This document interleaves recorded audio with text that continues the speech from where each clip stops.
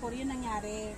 Bale, parang yung babae na yun, jowa niya yung nasa ulunan. Di ba may pumunas ng pawis sa kanya? Jowa niya yung lalaki. Yung nagpa-vlog dito yan na ano? Oo, si Adarna. Kasi may babae pa pumawag sa kanya, naka-orange ang Ngayon, damit. magpipinsan daw yun. Magkakamag-anak daw yun. Magkakaiba Tapos, di ba yung boyfriend niya, tapos Yung nakaputi. yung nasa tumanim ng Sa uluhan niya. Oo, yung jowa niya yun. Tapos yung tumanim, yun yung friend niya ng lalaki. Parang gusto ng babae siguro na jojowain niya rin yung friend ng lalaki. Eh di ba ganun sa mga itik daw is parang gagang rape nila kapag magloloko ang babae. Kaya pinasok, tapos tinusok pa ng sanitizer, di ba? Nakita ko yun. Tapos pinakatalaga Tinakpan niya yung ari niya. Tinakpan niya. Diniin talaga.